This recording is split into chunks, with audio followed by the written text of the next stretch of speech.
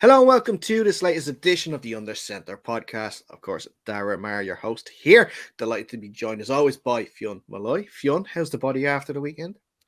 Not too bad, not too bad. We're going to have to be not too bad because we're straight into the next game now against Trinity here. Is this an away game or a home game? It's hard to tell there because it's the same spot, so I don't really. Does it matter? It's basically the Milan derby of the American Football Ireland season right now. It's playing in the San Siro of Trinity Sports Complex this Sunday, and this week we're away, but technically at home, and then in a couple of weeks' time we're at home. But technically it can be, or technically at home, but also away. So, yeah, I think actually we are away this okay, Sunday. Yeah, that's what I thought, and then finish up with the home game down the stretch.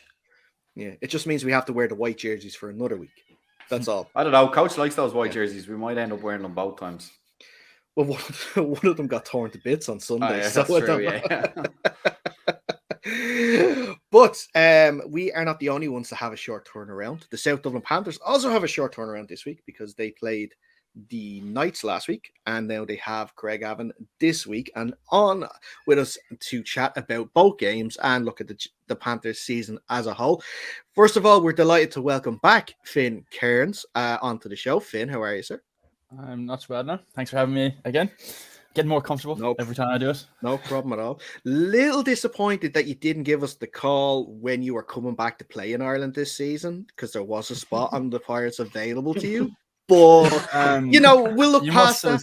You must have lost the mail, I'm sure. I didn't check my spam account on my emails. Maybe that's where it's gone. Yeah, Darian. Yeah, a trash folder. That must be it. And straight from, actually, this is your second show this week on Talking Balls last night. And then he loved it so much he thought he'd join another podcast this week. Yeah. Eoghan Connelly, or you may know him as AFI Redesigned. Eoghan, how are you, sir? Good. How are you? I am not too bad. The aching bones are starting to heal, which is good. So I'll be ready in time for Sunday, which Trinity, I'm sure, are not happy to hear about right now. Or maybe my own defensive line aren't happy to hear about. I don't know. We'll find out on Sunday. I guess we'll have to give a prior warning before this interview starts. If you hear a random shout or noise, that means Owen's Sheffield Wednesday side have scored or missed a chance on Wednesday. Because he is multitasking this evening, and we really appreciate you taking time out to speak to us, both you lads, for sure. We'll start off actually with the game just last week. A very good 28-14 win over the Belfast Knights.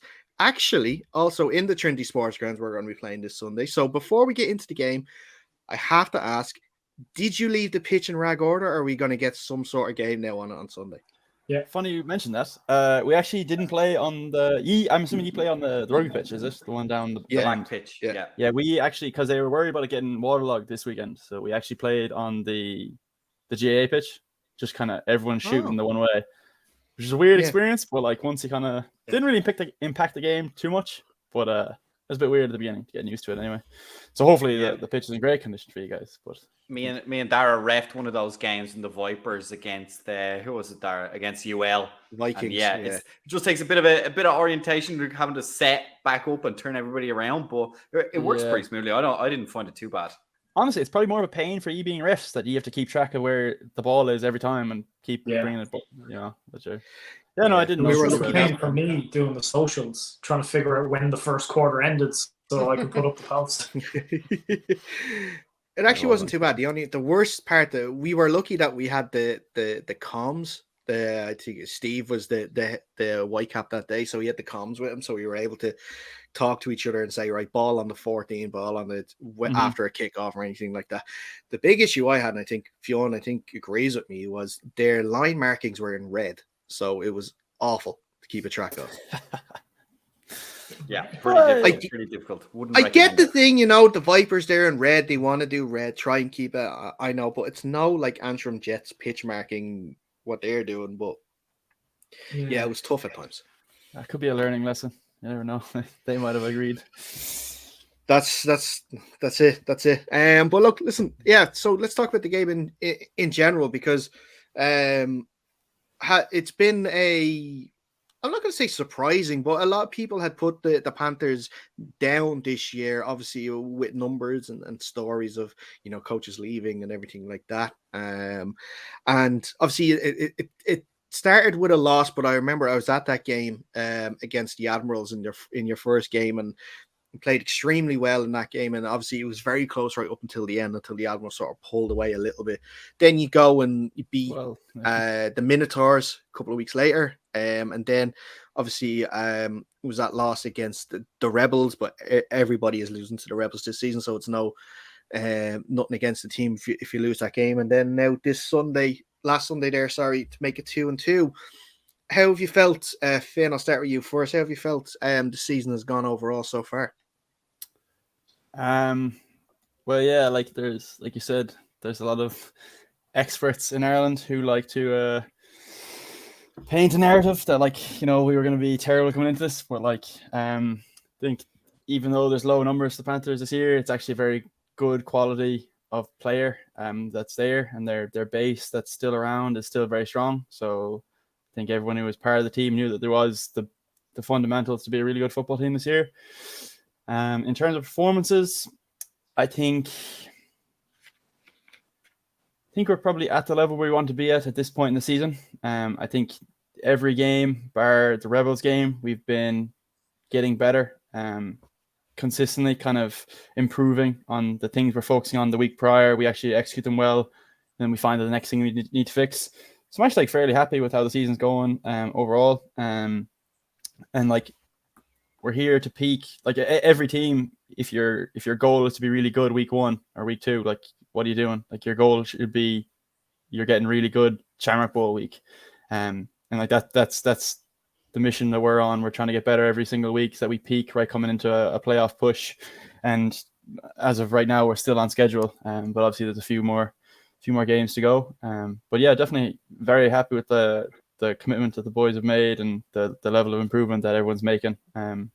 It's really it's makes you feel good about the rest of the season and what's left to go. So yeah. Fionn, sorry, I thought. Do you want to jump in there? Did you? Yeah. No, I was waiting. We'll leave it there, lads. I was waiting for Owen to give his thoughts on the season. What have you thought so far? Me to give my thoughts. Well, I think their cameraman has been probably the star of the show. No, it's exactly what Finn said. The lads have been getting better every single week. I know we had an off week against the Rebels, but even then there were very, very low numbers for that game, and everyone who played that game put in absolutely everything they had and more. It was still a really impressive performance regardless of the score. So yeah, no, I think we're looking good this season.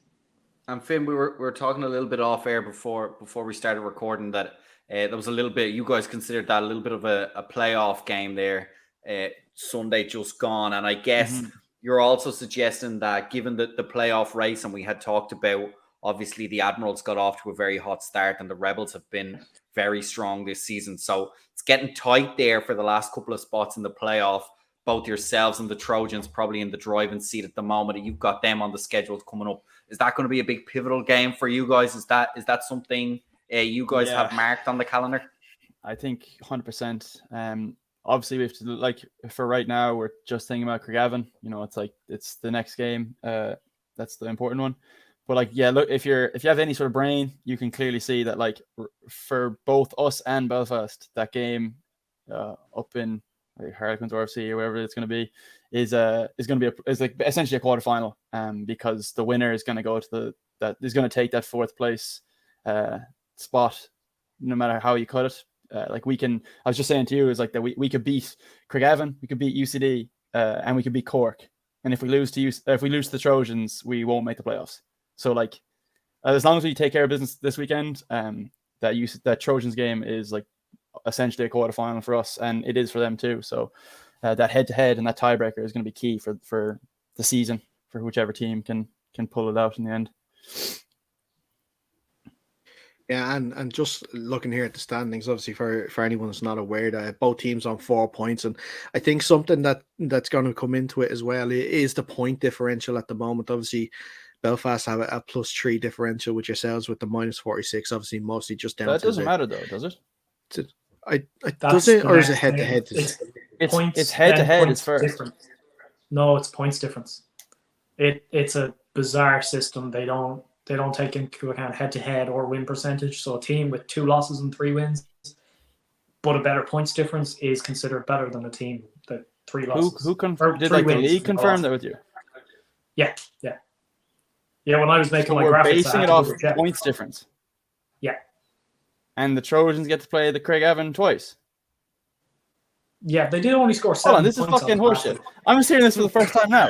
So no matter what, if we beat the Trojans and we both are 4-4, it's going to come down to points difference on who gets the 4th place spot, not the head-to-head. Yeah. What kind of a fucking clown league are we in? Like, what? That's a disaster.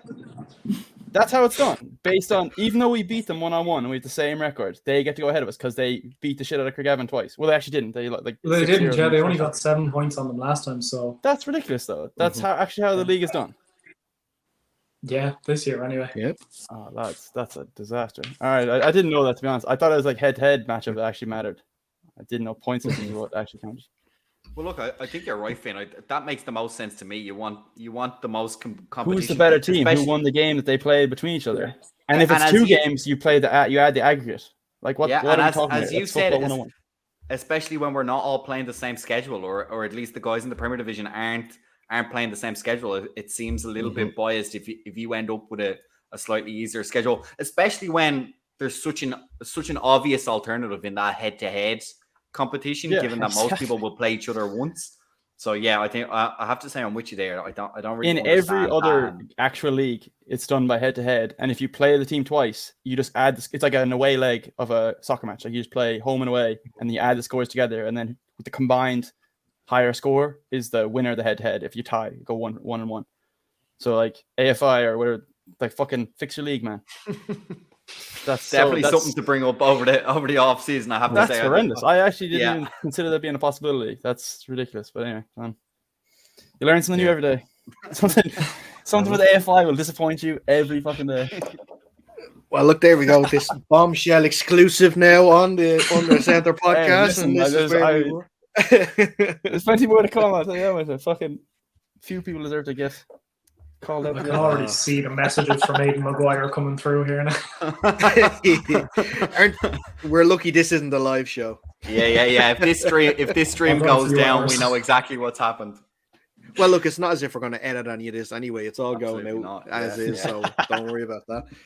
Now you just have me worried because I'm looking at our points differential now, Fiona, and we're a good bit behind Trinity. So if we want to try and our get league, that everyone makes the playoff. I don't think we have. I was going to say I only found this out the other day. That's horseshit. But no, hold on. I'm not talking about making the playoffs. I'm talking about who we're going to have to play in the playoffs. Oh, that's true. Yeah, that's true. Yeah. But sorry, it hasn't gone particularly well for us in the regular season, Dara. So I think we're going to have to put in a mighty performance. There's a chance that a team goes winless and still wins the bowl. Sure, but in fairness, these guys right here. At the end of the day, it doesn't make sense for the guys outside the league, but we're in that league. Do you know what I mean? And we're just trying to play as much football as possible. It does make sense to have it's more enjoyable to have that playoff system. And if there's only 4 teams, there's only 4 teams. So it may end up third, fourth place playoff not make more sense. And then it would, yeah, certainly. I think that's. But I mean, we want to have the chance to play competitive. But see, that is what's I going to happen. I don't mean to be disrespectful now, but an 0-8 team should not win the ball. Well, in fairness, an 0-8 team probably wouldn't win the ball, but we'll see. We'll certainly give it a go. Well, I actually think, to be fair, we'd have to be at least 1-7 because you're gonna have to win the ball. So a 1-7 team. Oh, yeah. It's a 6-game season, though, right? So you'd be. It's a 6-game season. 1-6 going into the ball. Yeah. So 1 and Sheffield are 2-0 up. Speaking of useless teams playing for nothing. Yeah, be first against fourth, second against third in the semi-final. and then obviously the 2 winners go into the bowl, but then the 2 losers also play for a 3rd, 4th place playoff. So that means every team gets 8 games. That's the way they made it up this year. I do have a confession to make, actually, because I don't know if you know this, but my housemate is Owen Mulligan. He's actually your guys' starting corner at the moment. Yes. So I actually know him well. So I've actually been secretly like the Pirates' biggest supporter this season. I've been getting the rundown. I've been following all your games. Like, I don't know what's happening in the Division 1. I just kind of root for UL and hope that they win. But for Division 2, I'm like deep invested. I know all the good teams. I know the other teams, good players and stuff. So I've been following it. Owen's been a pretty good corner now this year for us. Man, pretty good corner. Unfortunately, he hurt on Sunday. This fella, that was reasonably sized, Luke.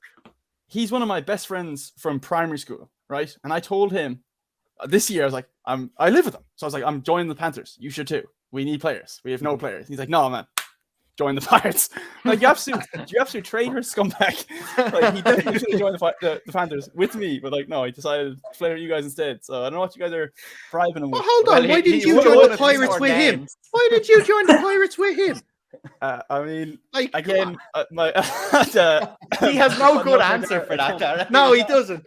He's trying to say in the nicest way possible, he's a shite now. The only thing I can think of, Darren, is that their gear is nicer. I think that's the only reason anyone would join the Panthers over the Pirates. I do like the nice gold gear. helmet navy jersey combo. I am a big fan of that, I must admit.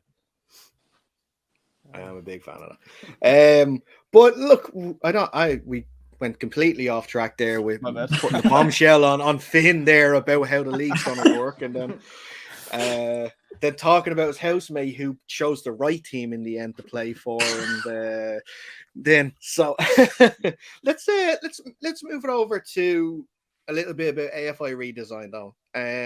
Now for anyone that didn't catch or that caught the podcast with the lads from the Talking Balls last week, or last night, I should say, you spoke a little bit about why you set this up and everything, and obviously we were very lucky that you came down to our game against the Giants and filmed it there. Got some really, really great footage.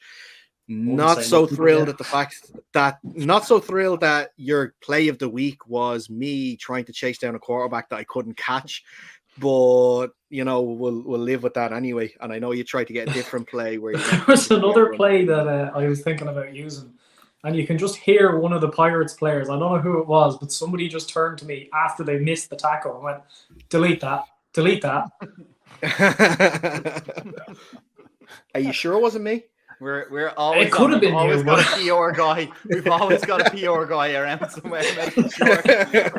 He's doing a lot of deleting this season, unfortunately, but hopefully in the next couple of games we can turn it around. But no, it's been absolutely fantastic. I'm sure you've had sort of teams wanting to obviously have you down to record games, or simultaneously opposition teams looking to get game footage and stuff like that too. And like, how have you felt the response has been? Sort of this, has it been positive with the game coverage and obviously showcasing the game more? Yeah, no, it's been brilliant. The first week, the UCD Rebels game, that post was for ages my top performing post by a significant margin.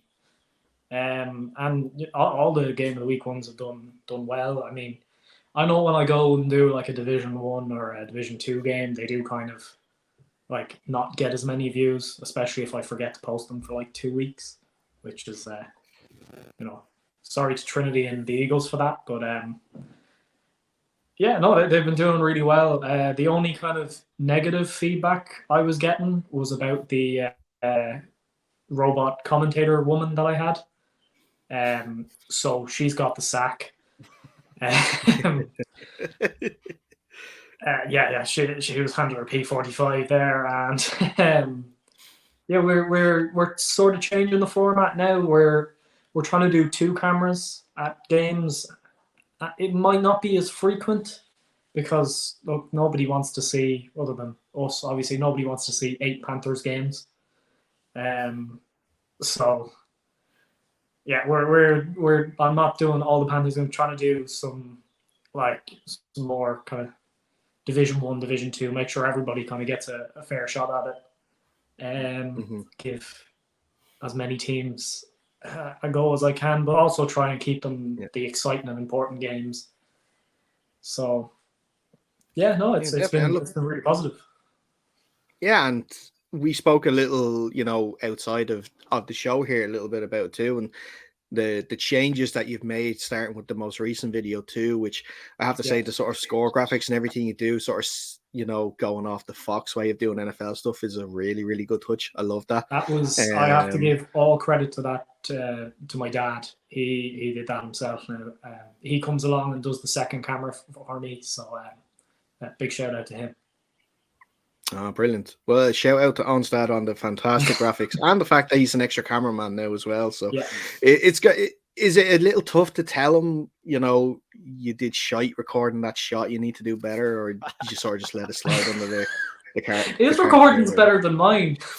I was looking at my footage. He came along to the Trinity Eagles game a few weeks back, and I was looking at the footage afterwards. I was like, I'm useless at this. What have I been doing?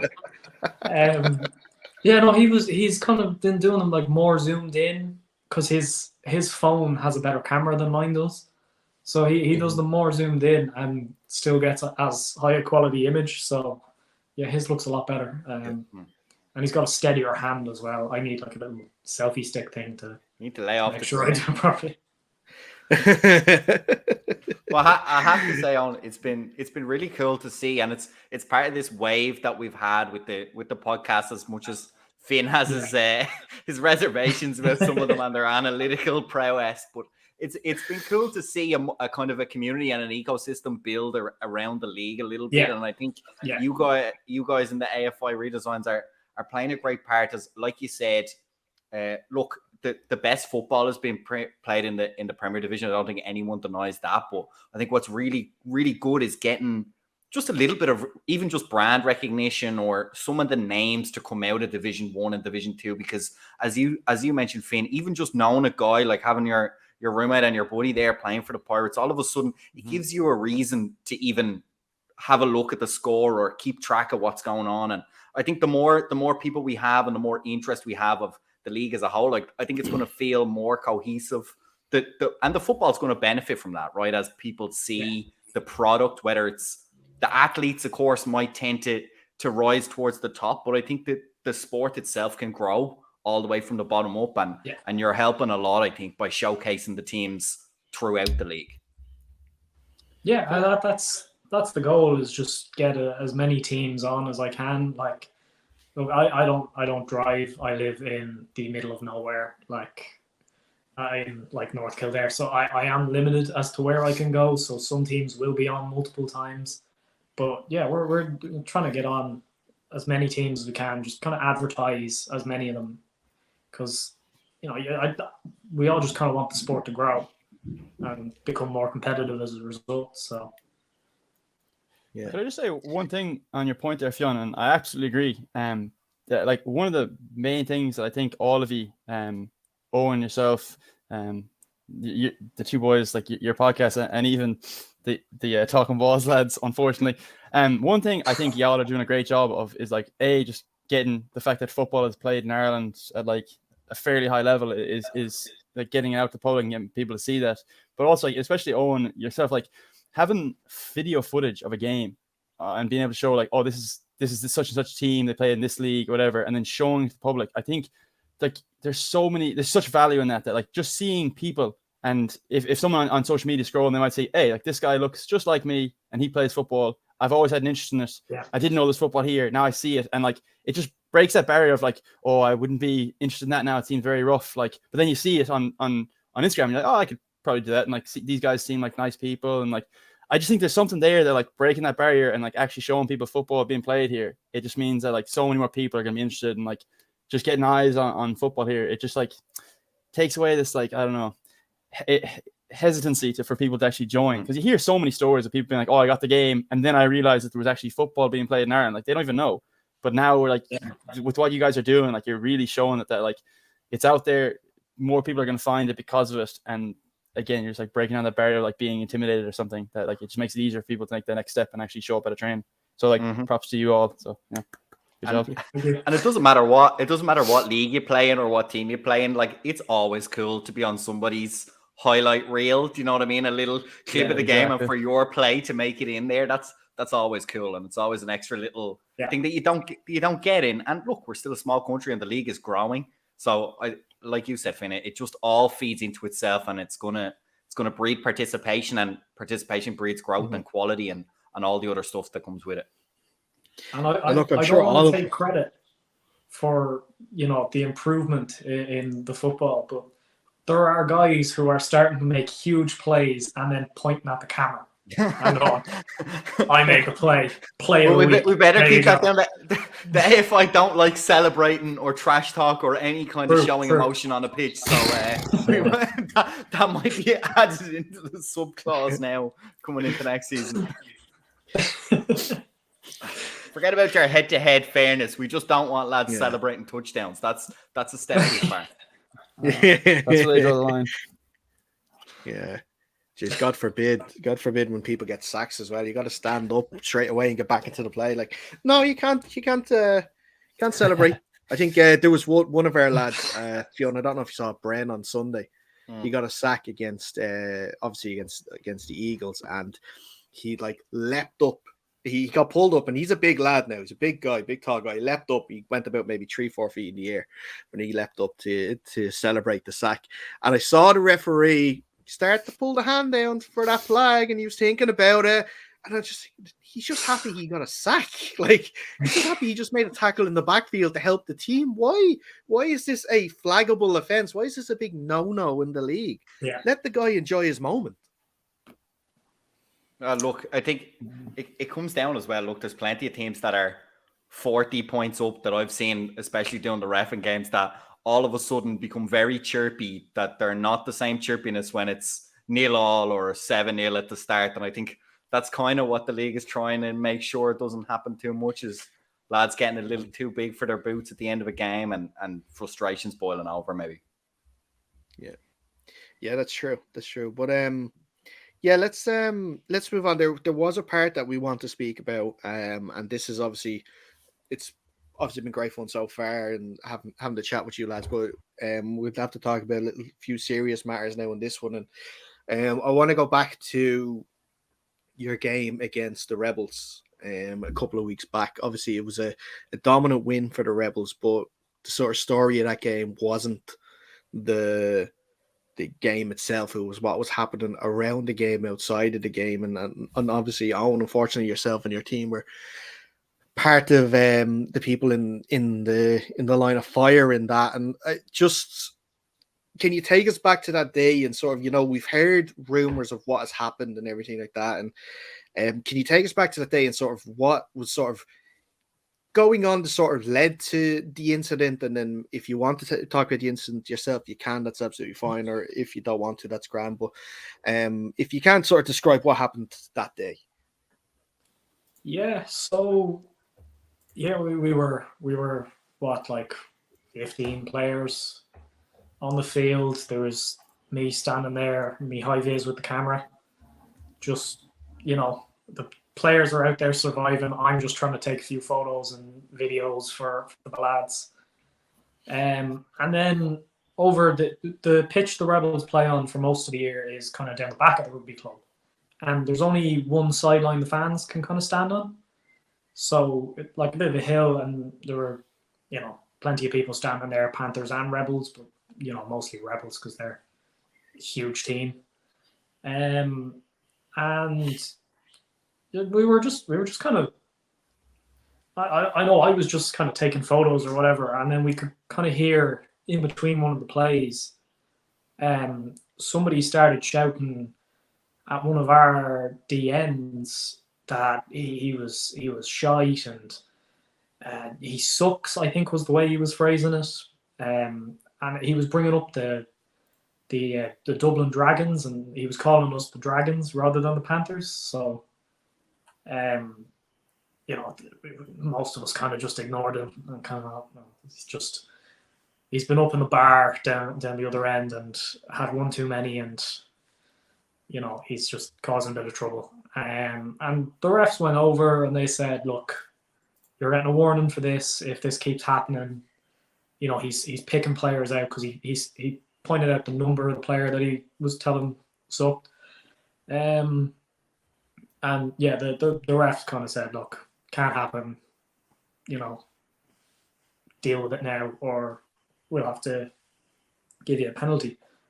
And that kind of seemed like it would be it. And then he wasn't shouting the rest of the game, but he was talking the whole game, and we couldn't hear it, but anybody who had a Panthers anything on that sideline was kind of going, yeah, he spent the rest of the game kind of going, like, quietly giving out, and like just trying to go under the radar. And there'd be Rebels players on the sideline who were kind of egging him on. And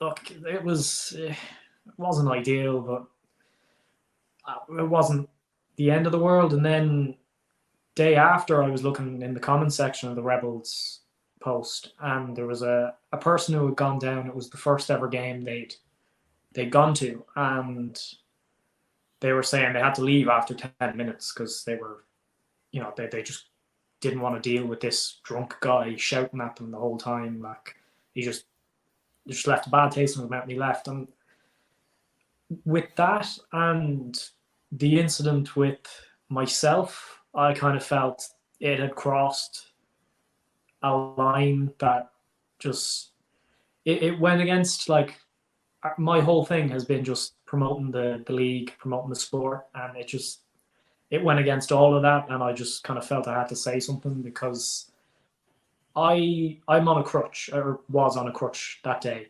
I have a joint disability, so things move a lot more than they should move. So any visual, anybody watching can see me bending my fingers there. They go all the way back, and most of the joints do that, and it'll just cause things to rip and tear all over the place. So I was walking on a crutch, and it's a long old hike back to the dressing rooms. So I'm walking off, still in the high vis, but wearing Panthers gear as well. And the Rebels have this awful stairs thing that's like kind of made of mud and wood, kind of keeping it in place. And look, it works for rugby players, but it wasn't built for somebody hopping up on a crutch with. So I was like holding onto the handle with one arm, and I was using the crutch to push myself up with the other. And I got about halfway up, and then I could hear kind of laughter. I was like, oh, must be one of the lads kind of having a giggle about how silly I must look going up this.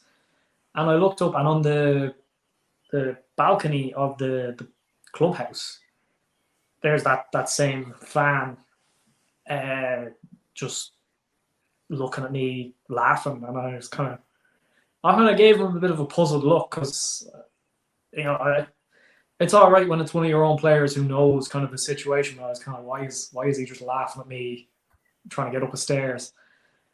And then he just shouted down, "You fucking cripple."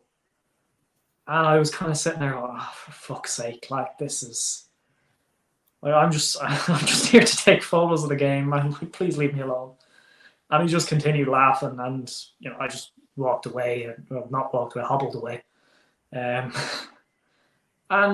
look, like, I've said, like, it wasn't like I was really upset by this myself, but it was kind of that if he did it to me, he can do it to any number of other people who will be more upset. So along with that and all the sideline abuse, I just thought, no, I can't let this run and still promote that team, like I do with all the other teams, and record their games and stuff. So I put up the post, just explaining what happened and saying, look, I'm not going to be at another Rebels game until the issue is dealt with. and yeah, obviously they're favourites by a long way to be not only in the Shamrock Bowl but win the Shamrock Bowl. So it's a bit up in the air whether I go down to the Shamrock Bowl now as well, because it's like I don't know, it's just not fun. You have to go all the way down to Cork just to kind of be harassed by some drunk lads who thinks he's really funny, and it's just and then all the pretend accounts, the burner accounts on Instagram getting set up just to spam my comment section was interesting. To be fair, they were gone fairly quickly. The Rebels dealt with that very quickly. And look, I want to make sure I'm like the Rebels team and a lot of the Rebels players have reached out and they've said, look, this is not acceptable. We don't want that to be how people perceive us. Like we're in this kind of new era, we're trying to change, but there's these people who are still coming to games who used to be with us, who do stuff like that, and we're trying to deal with it, and we'll deal with the matter internally and all. And look, I appreciate every single one of them for reaching out, because I did kind of expect to just tank in followers after that, just from all the Rebels people just kind of unfollow me, but most of them were quite supportive, other than the 2 or 3 lads who set up all the fake accounts to spam the comments. And even the lads who did that, like they don't mean too much harm. Like they're just trying to take the piss, and be funny. But yeah, that's kind of the situation. Yeah, and look, man, it's very sorry that you have to go through that. That you had to go through that on that day. It should never happen on any football field for anyone just trying to help, especially just help grow the game and help try, and like we were just mentioning earlier on the thing, just trying to record it and get video evidence out there of that, how the league is in this country and how it's coming up and stuff like that. And it just, as I know, you recorded at their first game against UCD. And how was it that day? Was everybody cool that day with you, or especially on the Rebels side? I know it was an away game for them, but everything seemed fine that day, though, did it?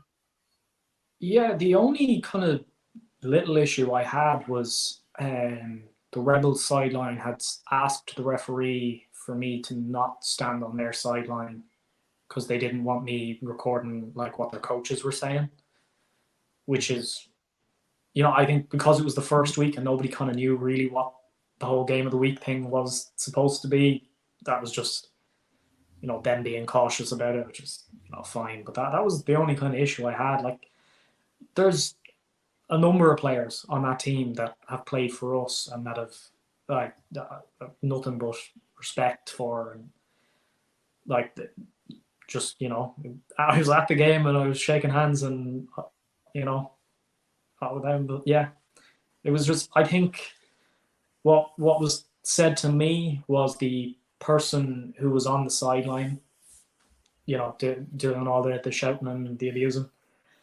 was a member of the Dublin Dragons in its early days, and then went off and helped set up the Rebels, or just joined the Rebels. I'm not exactly sure, but I think he obviously just has some sort of issue with the Panthers now, because we are the descendants of the Dragons, I suppose. And yeah.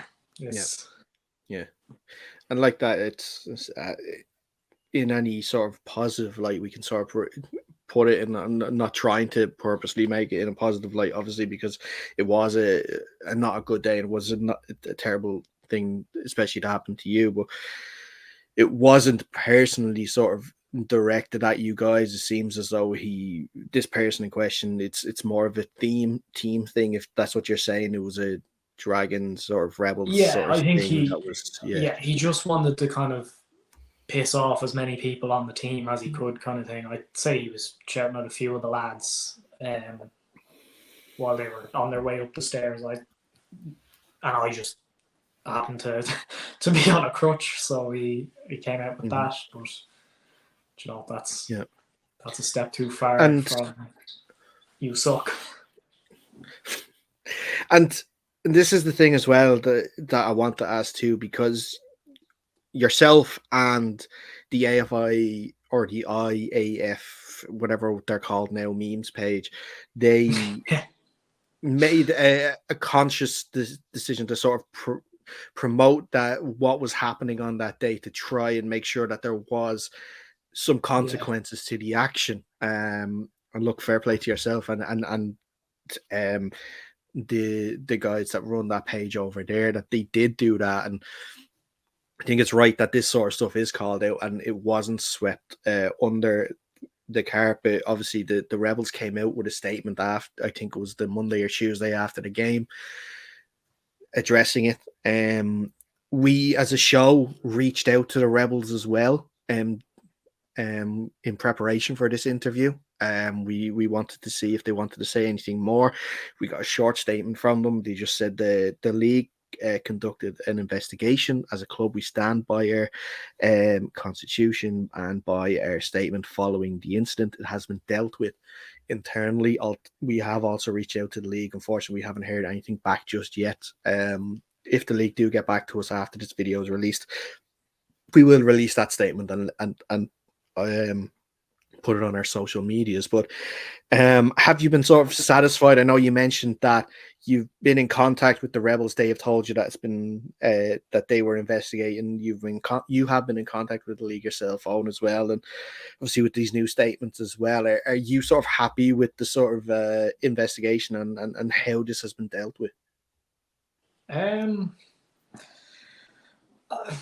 don't know, because you know, I appreciate that the Rebels are saying that they've dealt with it, but I haven't been told how they've dealt with it, or you know what's happened there. And look, they're well within their rights not to tell me. That's their choice. But I still won't be attending a Rebels game if I'm not kind of sure that I'm not just going to be kind of harassed on the sideline while I'm there. Like, but yeah, I was talking to Aidan McGuire, and himself and Aaron, who kind of handles all that stuff, this and the Vipers incident. They're still kind of trying to deal with it, and you know, like they're doing a good job from what I can see anyway. Like he's been in contact, he's taken my side and everything, and you know, he's taken every side into account. Whereas from the Rebels' point of view, it did feel to me more like they just wanted to deal with it from more of a PR perspective rather than a dealing with it perspective. Because I don't know, I just felt if you're really going to deal with it, you ask the person who it's happened to for their full story, because you know, you can only put so much in your 7-slide Instagram post or whatever. But well, I think Eoghan, it's a good point, especially given what we've been talking about only just earlier in the show, that as more of attention comes around the league, I think we have to be more proactive, speaking as a Pirates player. And look, all the teams, and as you kind of alluded to in your statements there, was that, look, the Rebels acknowledge that they're trying to progress their image and to do things, and we can only assume that they are being active. But I think it's just at the very least, it's a good reminder to all the teams that as more attention comes to the league, we need to be proactive. We need to make sure we're on our game, and that it's a welcoming place for absolutely everyone to come and have a look and watch the games. I want to ask Finn a quick question, because Finn, you've played in a lot of other leagues around Europe and stuff. And the last time we were talking to you, you were even prepping for a combine and stuff. What do you see? Is there anything that stands out to you that you'd like to see implemented in AFI, in the structure of either at the team level or at the league level. And of course, look, we can go into the how tiebreakers are decided and all that stuff. But is there any really nice idea that you've seen in some other leagues that you feel like would really benefit the league here in Ireland and maybe help growth in some aspect? Real quick, just going to say one note on that. Since we're on the topic of making mistakes and then apologizing for them, as per the league's bylaws, it does do points difference in the head-to-head game. So your head-to-head is what actually decides the tiebreaker and not your overall points difference. So okay. I think So we all you were right the whole time. that. Is basically what you're trying to say. Such a pain in the arse. I've been mentioning this. I have been messaging the every time you put up that graphic, I message them saying this is wrong. It should be done by head-to-head. So points difference doesn't matter. It's just the head-to-head points difference matters. That's which is just what I was told. So anyway, apologize to Aidan Maguire. I think I said a mean thing about his league, but it's a great league. It's ran very efficiently, and I should just trust better. I should get better sources, to be honest, Owen. So your question was: is there anything you could apply from other leagues? And you don't mean just in a discipline; you mean in any facet. Is there things you've seen on your travels that you go, "This is"? I really feel like the Irish League needs to bring this in quickly, and it would help growth in this country. Let me think. Two things that come off the top of my head straight away. Number one, mandatory share film. And to be fair, give credit while credit's due. I have dealt with a good few teams in the league this year to try get film, and only one team that I've had to deal with has refused to give me film. So every other team has been cooperative, which is a huge step. I won't say which team it is, but take one guess. I'm sure you'll get it. And I've asked them 3 times. I'm sorry too, we so didn't give you, but you don't play us, so why would I not give you? I can DM. No, it's not you guys. I'm talking to you only, and everyone knows what we're talking about. Every single person who's in the league knows exactly what we're talking about who don't share film, so they all know. And that's the biggest thing. It's like sharing film. If you're scared to share film, like it's not a good for the sport. What you want to do is you want to grow football in Ireland. What grows football in Ireland is that if every single team can see what everyone else is doing, we can all see what works, we can all see what doesn't work, we can all align ourselves with the good plays and good football and like move the league forward as a whole. And with that, you can always be unique. You can always do things better. You can always do things different. Like it just means it's just the level of football gets increased, and it's so simple by like every team being on huddle and just sharing. Like literally in the time that Owen was talking about, just what he was talking about there, the Cork Admirals agreed to swap film with me. So like that's as simple as it took. One DM on Instagram, and now I have film from them. So like that's perfect. From like they're very cooperative. That's the number one. Number two, and it's a bit more of a stretch because like that's so easy. Just share film. We all look at film. We all record our games. Just record, especially at the top level. Make it mandatory. Number two is, and this is more of a stretch, like I said, at the top level, implementing like a mandatory that if you're a SBC team, you have to have a youth team. I think youth is the future. I think the fact that teams now like Cork are a great example. We're a great example. I know I'm forgetting other teams that have youth. I think the Trojans have one as well. But teams that have youth players and the Crusaders, like you're saying, like anything that has youth play has a youth team that's had one for a while. Like Cork have won 4 national championships in a row at the youth level. Now all of a sudden they have 4, 5, 6 guys in their senior team that came from their youth and they're ballers from day one. Like we have the same. We have a core of I think it's 6, maybe 7 youth guys that if we didn't have them from 5 years ago to develop now, we wouldn't have a team. We would have folded. Like, but we have a center, a guard, a receiver, a corner, a running back. Like all these guys who are just like, I'm sure I'm forgetting more. If I'm forgetting anyone, like I'm sorry, but like we have a lot of guys that are coming through. Well, you're a DB, it counts. If you're like having these guys come into the team and like provide like youthful insurgents, but also like quality football players that have played football for 4 years and they're only 18, like that just changes the game. So I think that would be one change that it's a bit of a stretch and probably takes a lot of planning. That to be an SBC team, you have to have a youth team, and then also just sharing film would make things so much better from the quality of football perspective. Like it's ridiculous we don't do it anyway. But yeah, those are my two bits, 2 sticks. I will say on the youth football, I think almost every team in the SBC has said they will set up a youth team or has already got a youth team. So you've got us, the Admirals, the 2 Belfast teams. The Rebels have only recently announced that they'll set one up. The Minotaurs are setting up again. They have a really successful youth team down there. Like most of their starters played on their original youth team. I mean, Joe Kinnahan being, the most notable one, I suppose. He's been playing there since he was about 3 years old, by the sound of things. But then, yeah, I think a lot of teams have had youth teams in the past as well that could theoretically set ones back up. I mean, the Jets have had one, and I think they could do with another one to bring some more quality into that squad. I know the Mavericks had one in 2019. I think they beat us to third place because we had to forfeit that game, as far as I remember. Am I forgetting anyone? The Crusaders have one as well. Yeah. They had their incident with players being too old. I think they lied about their age or something, but yeah, they're back now. So, assuming they're all under 18, they'll be good. Because if you live in that kind of area, there's no team really to go to. Like, I know if I was joining the youth team now, I'd be going to the Crusaders because I'm not going near Tala if I'm living where I am. So yeah, no, you are seeing a lot of youth teams pop up, and yeah, the Admirals will hopefully be slowed down now in the next few years. I know the last year that I was on the youth team, we gave them a really good fight in the championship game. They beat us 6-0 in the end, so we're slowly getting back towards them, and I know the Rebels will be strong. The Trojans have looked good. The Knights have looked good. So it is really starting to progress in the youth leagues, and it's great to see. And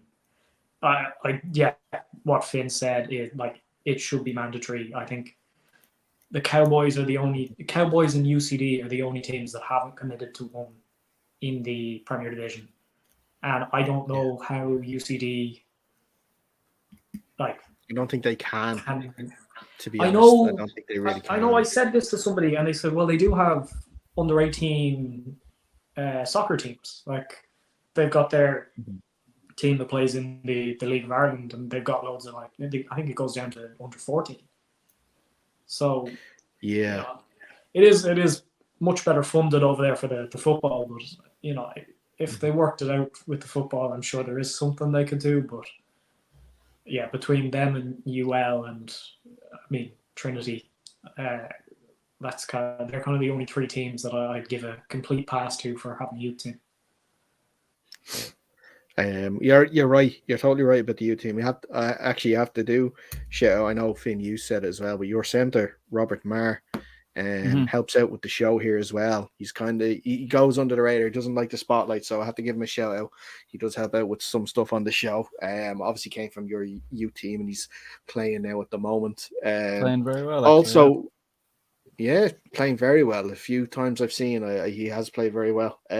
Also, shout out to the Trojans because, like you mentioned, they have their youth team, but even one of their youth guys, Lopez Sanusi, played for the youth team for a number of years, played one season or even just half a season with the Trojans last year, and he's over now at the NFL Academy, and that's how important it is to start as young as they can in the youth league and stuff, get the basics down and start working on it to give a chance of getting more and more Irish players, if not into the NFL academies, then hopefully to that time where they can go abroad, start making money from playing the game, and who knows, get a few more in the NFL itself. But lads, we're going to wrap up this edition here soon. I want to just get your predictions for this weekend. Owen, I have a bone to pick with you, obviously, when we get to the last of the weekend. But we'll start in the Premier Division, and hey, let's start with the team that matters in the Premier Division this week, and that is the South Dublin Panthers at home against the Craigavon Cowboys up there in our sport campus in Blanchardstown. Lads, what are you thinking ahead of the game? I'll let Finn go first and then copy his answer. I think I'll take my advice from AO from last week, and I'll just say we're not going to make a selection. just tempting fate. So we're going to come out and try compete, and I'm sure the Cowboys are going to do the same. And we'll see Monday morning. That curse doesn't work here. Don't worry about that. You can make predictions. That curse doesn't work. Hey, listen, I'm not playing with it, man. Wins are hard to come by. I'm not jinxing nothing, We were bro. talking balls last night. I said the same thing, and then they went, no, we're banning this. You have to make a prediction. And then I was like, okay, I don't fine. think they're. Listen, I don't worry about their predictions, man. Whatever they're telling you up there, they do that. Like, they had one pick for the Panthers until now, so I don't like turncoats in my DMs. I want people who are loyal. They haven't picked this all season. Now they think it's going to Craigavon. Like, all right, sound. Not that I hold any grudges or anything, but like, you know. No, not at all. Fionn, who are you going for this weekend? Be careful, obviously, because.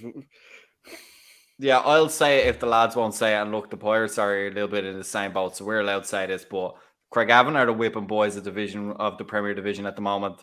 The Panthers have been improving since the start of the season, and as the lads have alluded to, they might be low on numbers, but they've got a high quality in those numbers. I'm going to take the Panthers to win this game. Yeah, agree with everything that you're saying there. To be fair, Craigavon have been getting better. Like they have. Oh, look, the beginning, and they were competitive against, was it Cork, like 28-6 or something last time. Yeah, like they're getting better too. I know Peter Loughlin was playing that game. He did, yeah. So that helps. But like, listen, I think got injured. You guys know the struggle. We know the struggle. Any team that like you start out with a big loss or something, and then everyone in AFI just writes you off. Like, I hate that. So the Cowboys are going to come out and they're going to be a competitive team. Like, they're getting better as well. Like, I think it's not fair just to say that they were the whipping boys. I think they're trying to fight back towards the end of the season. But like, yeah, still, I think everything else you said seemed legit. And I think now that they've heard that there's potential that the Minotaurs get a points deduction, they're probably looking at the Minotaurs schedule going, hang on, if we get a win here, we could stay up. Oh, we haven't heard this. Can you elaborate? Oh, sorry, this is just me, is it? Yeah. Beans. You were dropping bombs last night about Trinity, and now you're dropping bombs about. I said this on the podcast last night as well. The Minotaurs filled in as referees, the TPOs, like for the Rhinos one of the weeks, and the Rhinos were supposed to fill in for them the next time the Minotaurs were supposed to ref, which was the Trojans Admirals game. But the Trojans Admirals game got moved from Sunday to Saturday when the Rhinos were also playing. So nobody noticed. And then at 10 o'clock the night before, the Department of Officiating sends an email to the Minotaurs going, lads, you still need to referee this game. And so harsh, man. They didn't open it until like 1 o'clock the next day. That fucking sucks. Oh, you gave someone a dig out, and now we're fucking you. Thanks very much, lads. Yeah. I think it's gone to appeal, and they've like submitted like 6 pieces of evidence or something. Take that to the European Arbitration for Sport. That's outrageous. I would not be happy with a points deduction. Fix your league, man. What are you doing? Yeah, no, I know. I was talking to Joe Kinahan, and he was saying that it's not even from a points deduction standpoint that they want to clear this up. It's more their reputation that they're not happy about, because they don't want to be seen as a team that just doesn't show up. Because Joe Kinahan gave me a lift to that first game, the Rebels and UCD game, because he was refereeing at it. And like, to be fair, like it is unfair to do any damage to their reputation, because the league didn't text them until 10 o'clock at night when they had to referee the next day. It's an unfortunate situation. And I'd say it gets cleared up, but I'd say Craigavon are sitting there going, if it doesn't get cleared up and we find a win somewhere, that's us possibly staying up in the division. So give them some extra motivation. Yep. But in the head-to-head, the Minotaurs have it. The head-to-head or points? I'm so confused now. The points deduction will mean the Minotaurs will be on 1 point. Oh, yeah. Because they've only got the 1 win. So if Craigavon get a win, they'll be on 2 points. Yeah. Now, obviously, the Minotaurs could win another game, and then it probably wouldn't matter. But yeah. Also, who do Craigavon? Did they play the Knights? Maybe. The Trojans 14 times, Finn. Yeah, they played the Trojans again. Like, yeah, man, they played the Trojans again, who they did only lose 7-0 to. So you know. They still have to play the Knights at home. That might be what they're and they looking have to at. play the Knights. Trojans. We never actually away, the last game yourselves this week. away. The Knights are a very, very good team. They're hugely underrated because of the results they've been getting, but they're actually a very, very good quality team. Great lads too. I'd like to point out, just because we never say it, I want to say one thing about Sunday. The Knights, crazy physical team, but they're absolute gents. Like, it was a pleasure playing them. Like, in between the whistles, like they will absolutely destroy you. Yeah. But like after the whistle, they pick you up right. Like, they're very sound. And the second thing is that it was one of the first games I played in Ireland where the refs were a non-factor. Like, they were really, really good. I mean, I think the Knights might say they had a few bad calls, but like, from my perspective anyway, the game was so smooth. It was so quick. There was never any big controversies, no huddles. It was like all bang, bang, in and out. Everything was fairly good calls. You know, they missed some, but they're human. So like, it was well refed. So to be fair, +1 refs, +1 night. Even between the whistles, the Knights, like, you know, they talk their shit and they hit hard, but one of our players went down on the kickoff, and 2 Knights players helped them off the field, like, no questions asked, like, just straight away helped them off the field. And, you know, like, weren't worried about going back and playing football. They were just making sure they got him and got him to the sideline, got him sat down comfortably, so that, you know, that's it. They're real sound lads, and they were very welcoming when I went down to watch the Minotaurs Knights game as well. So yeah, shout out to the Knights. Perfect. Let's move on then to the second game in the Premier Division. That is the Minotaurs that we just spoke about at home to the Belfast Trojans. The Belfast Trojans last year did not travel well at all, losing all 4 of their away games. They have beaten Craigavon away from home this year, only by, I think it was 7-0 or something like that. That's how it finished. So I'll start with Eoghan, you first. Who have you got in this game? I don't think, like, I know there's a lot of kind of the Trojans are gonna go walk straight through the Minotaurs here, but like, I think if the Minotaurs have their full strength squad, they can perform on the day and they can put up a good fight. I know they do have a few injuries. I don't know how bad or it is, but I think the Trojans probably do win, but not by I'm not. It's not going to be a blowout like a lot of people seem to be saying. So yeah, Trojans by a few.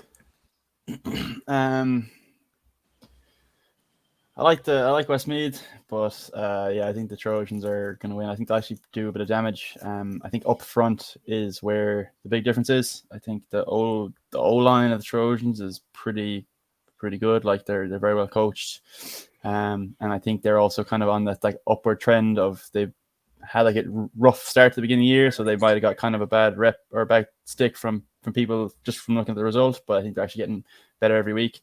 And they're just big as fuck, so I think they will actually do a job on the Minotaurs. Unless Joe can go crazy and his skill guys and receivers can just make up for the fact that they're just undersized, maybe. But I think the Trojans beat them. I think they beat them fairly handy.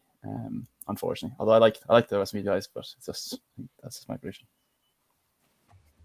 Yeah, I think the Minotaurs. I agree with Finn here. I think the Minotaurs are playing some good football, but they're just coming into that kind of sticky part of the season. It's obviously their first run up in the Premier Division, so there's a little bit of a learning curve that they need.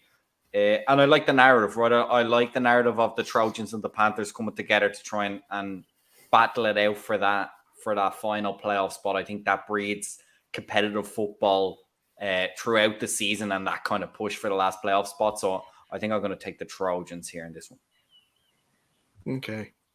I'm going to go against you guys, and I'm actually going to go with the Minotaurs on this one. I think that the Minotaurs sort of had a false dawn with their big win in week 1 against the Cowboys. They were brought back down to earth the last few games now on what Premier Division football is like. And I think they've possibly maybe just getting the hang of it and starting maybe to get some some plays in place. I think that the Minotaurs might just have it. It's going to be a close game. Field goal, maybe touchdown in it. But I'm going to go with the Minotaurs to sneak through on this one. And especially the fact that if there is, like you mentioned, Owen, that if there is a point deduction, they know they're going to have to win, especially their home games. And with not many left, I think that's what they'll do. And I think they'll win this game just by a bit, just to help you guys out a little bit in your playoff.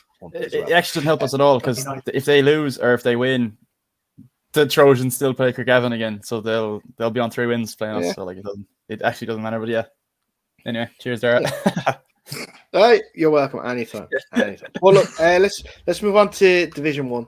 The Dublin Rhinos are going up against the juggernaut that is the Louth Mavericks. It's been a little more difficult for the Rhinos in their first season back in Division 1 than they maybe anticipated. They've lost 3 games this year, obviously 2 against the Vikings, which, you know, losing to the Vikings is nothing to be disappointed about.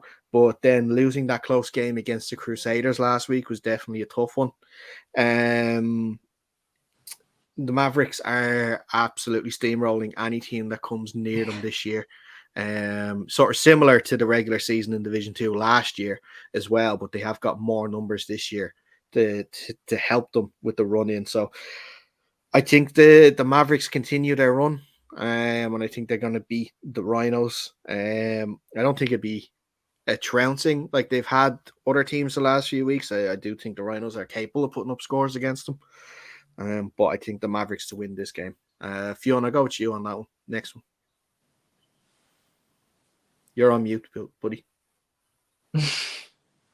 Yeah, we've played the Mavericks before. They're a very good team. They know how to use the athletes that they have very effectively. I'm going to take the Mavericks in this one. All right, Finn. Mavericks going to beat that ass for sure. Like the Mavericks they beat the Crusaders. I thought that was gonna be a really close game, but then like the Mavericks just blew them out. I don't know what, like I didn't see the game, so I don't really know. I saw the results, but that was shocking to me. And the fact that then the Rhinos just lost to the Crusaders last week. Yeah. So like, oh man, it'll be a rinse and repeat for the Mavericks. Just put up as many points as they want to, and then probably win with the duck egg on the other side of the board. Oh, Alan? Yeah. I've seen the Rhinos play twice this season. I was at their game against the Razorbacks. And if they had that team to play, I think they can put up a fight. But I was also at the game against the Crusaders, and I watched their quarterback's collarbone snap in half.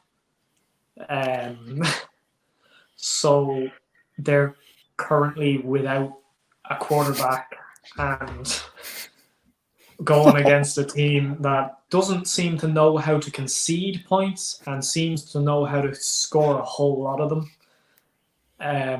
As much as I love the guys at the Rhinos, except Paul Osford, he shouts at me when I referee. He does shout at everyone. And he kicks babies, apparently. So, yeah, no, as much as I love them, I can't see them getting past the Mavericks or really putting up much of a fight. I do think the Mavericks take it quite handily. Yeah, see, I didn't know about the quarterback snapping his collarbone when I said they can put points on them. So maybe they won't put points on them. In fairness, they did a few plays with one of their, I don't know if he's officially a receiver or running back, but Jeremy is his name. He does the socials for them. And they handed him the ball like 90% of the second half.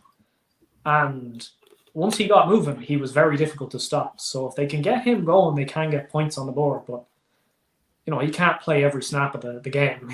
And they have got other players, but, you know, if you haven't really got a guy to throw to them, no disrespect to their backup quarterback, but I think his job is defensive end normally, so he's not quite used to throwing the ball as much. So, yeah, no, I think they could put up a few points, but not enough to really save themselves a lot.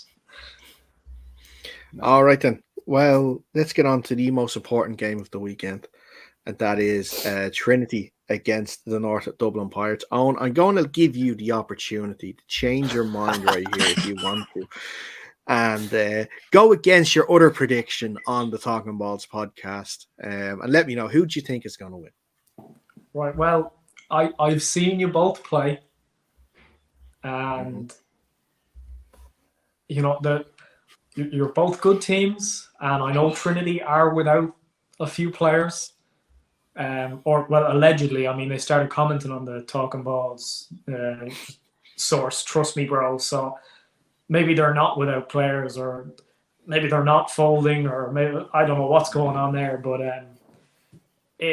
I think if Trinity show up with their squad, home field advantage as well.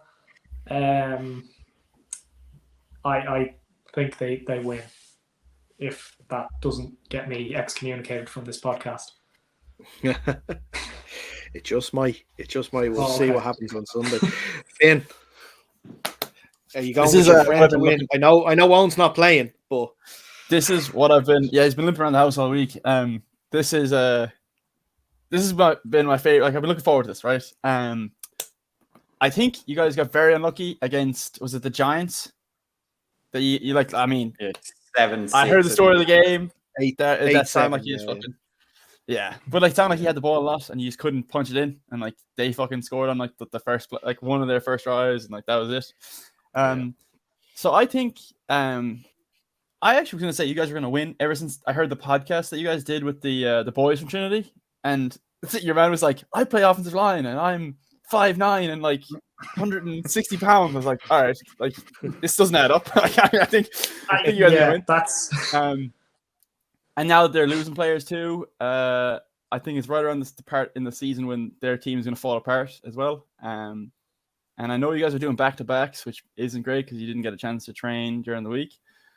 But like, I think if you can just fucking figure something out on offense, score a few points, I don't think they'll be able to have any response. So I actually think you'll win. I think you should win, and if you don't win, it's on you. But yeah, I would back the Pirates. Pirates get this one done for sure.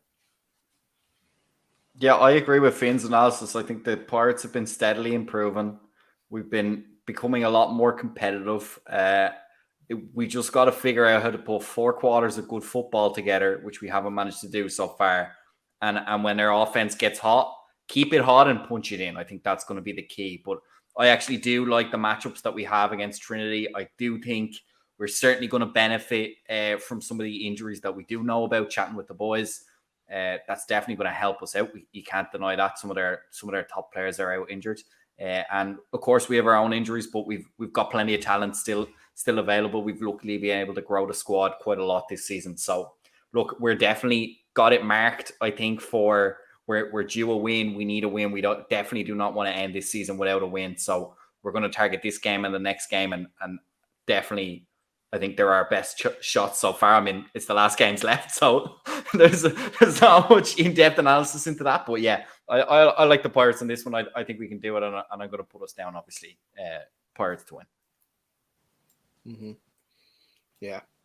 Just before we hopped on this, we actually had a defensive team meeting. Just looking at Trinity and stuff like that, and I agree with you. And I think we do sort of match up well against them in their areas. And I think that, like you're saying, Finn, it's on us. We play our game. If we play, I know the scoreline. Kind of saying the scoreline doesn't help, but if we play like we did against the Eagles for quarter 1, 3, and 4, if you forget the second quarter, we should do the job, and we should play well. Like that, like you were mentioning, Fionn as well. There are a few injuries on their team. There's also injuries on their team, that we're going to be missing some key pieces as well. I know I don't want to upset Owen, so I say, Owen, you are one of the key pieces. Yeah, a cornerback that's going to be missing, just to keep him happy there for that one for sure. But yeah, it's I think there's a few things going around. I've spoken to a few people and they've seen Trinity and they think that should be a walkover. It's not going to be a walkover. They're still going to be competitive. They've had, I think it's 4 or 5 weeks off. So they are going to be different from that game against the Eagles. They're going to have new things that they've been working on for 4 or 5 weeks that we haven't seen before. So we just have to be ready for that. But I'm always going to back us to win. And I'm going to say Pirates win in that game for sure. But look, listen, Eoghan, Finn. Oh, Finn, I've taken too much of your time this evening, and Fiona as well. I've taken up too much of your times this evening. Really appreciate it, guys. If there is anyone in the South Dublin region or wherever you guys are training these days interested in joining the Panthers, whether that's the youth team or the senior kid team, how can they get in contact? Me? You? Yeah. Me? Anybody at all. Anybody at all. Yeah, if you want to contact us through any of the socials, I mean, the Instagram is probably the easiest way to get in contact, and yeah, we'll probably transfer you to the WhatsApp then if you're really interested. You come down and we train on Sundays at 11 o'clock. We start 12 o'clock. Yeah, Sundays at 11 and Wednesdays at 8, and it's in Timon Park. But definitely, I would say if you're interested, just reach out. We're always looking for new players. Even if you just DM a player themselves individually, they'll point you in the right direction. We're always looking for new players, and like we're not actually. It might seem intimidating. We're not actually that intimidating of a bunch. So just come down and or just give a shout, and we'll arrange you to come down for a training or something. Excellent stuff, guys. Thanks so much for the time. Best of luck on Sunday and with the rest of the season. And on You too. Best of luck with the rest of the year with AFI Redesigned. You're doing some fantastic work and long. Thank you. May continue. And that's where we're going to wrap up this edition of the show. Fiona, as always, thank you so much. Thank you. Make sure you're following us at UnderCenterPod, Instagram and Twitter. That's where you'll find us. Undercenter Podcast on YouTube. Make sure you're subscribed. If you are watching us on YouTube now, like this video, make sure you're subscribed to the channel and comment underneath and let us know who you think is going to win the games this weekend and where do you think Eoghan got it wrong with obviously picking Trinity. But until next time, that is all we have for you. So stay safe and we'll see you soon.